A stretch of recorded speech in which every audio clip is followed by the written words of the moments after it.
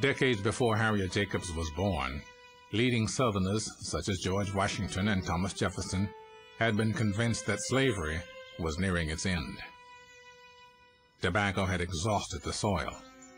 The need for slave labor had diminished. That changed in 1803 when President Jefferson signed the Louisiana Purchase and doubled the size of the nation. 4 new states, Louisiana, Alabama, Mississippi, and Arkansas, together known as the Deep South, joined the Union as slave states. Thomas Jefferson, in negotiating of the Louisiana Purchase, declared that he was going to create an empire for liberty. He was going to make an area in which American liberty would expand across the continent. Thomas Jefferson's empire for liberty turned out to be an empire for slavery. The 19th century, the years after the Louisiana Purchase, were the period of the greatest expansion of American slavery ever. The new land was an ideal match for a new invention, the cotton gin.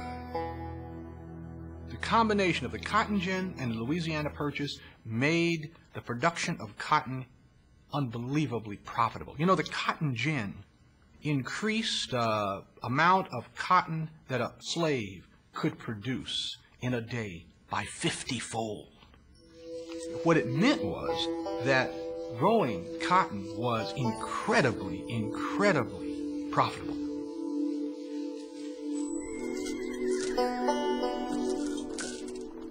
In 1808, just as cotton was creating an insatiable appetite for slave labor, Congress abolished the importation of slaves from Africa.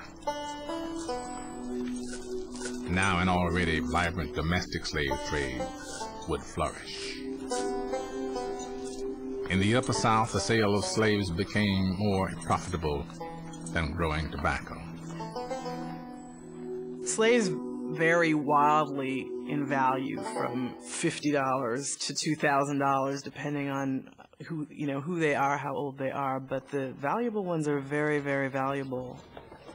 The slave trade develops its own language. It's the language of big bucks. It's a language of wenches.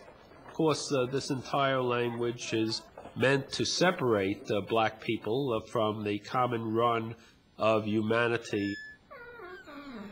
It's a language of dehumanization. It's a language of bestiality, to say that these people are, in fact, like animals. Slave auctions became a common sight, even in the nation's capital. I got $100 bid. Thank you, sir. Down anyone ought to have hands all over the ground here. Herd party. 200. Who'll do that? If a young woman was put on the auction block, one of the things that they wanted to make sure she could do was have children. They touched people's bodies, both men and women. But you can imagine that for a woman it was incredibly invasive. So they were not above taking her into a back room and examining her to see whether or not she was able to have children. Now, this is the 19th century, so one wonders what an ordinary slaveholder would be doing. But they, even on the auction block, they would feel a woman's breast to see whether or not she could suckle a child. The specter of the auction block haunted the lives of enslaved people. Slave mothers knew that this moment might come, and they anticipated it, and they did everything they could to prevent it. They lobbied with their masters. They tried to get sold with their children, but it was something that haunted them from the moment that their children were born, that they might lose them. More than 1 million people would be sent to the Deep South. Nearly twice as many as were brought to America in all the years of the African slave trade.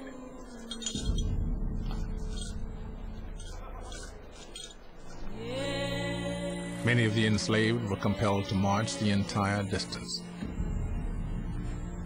some as much as 1,000 miles. To one observer, the procession of chained slaves resembled nothing so much as a funeral march. And it took everything they had to keep going. And we also need to remember that some people didn't make it. Some people were depressed, some people were suicidal, some people were vengeful and violent with each other or toward animals or toward children. There was a lot of loss. There was a lot of loss. While slavery was expanding in the South, the northern states were abolishing it, staking their future on free labor. The nation was becoming two separate societies. The Missouri Compromise of 1820 was designed to maintain a balance of free and slave states. Yet, the cotton juggernaut would be unstoppable.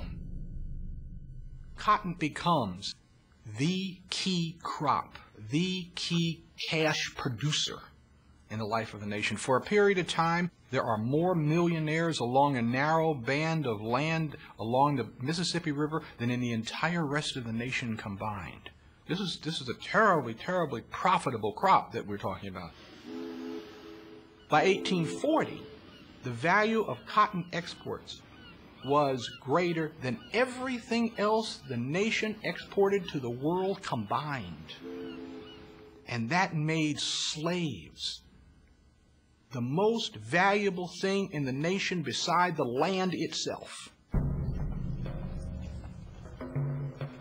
As the price of slaves soared, slave traders began to roam the North, abducting free black people.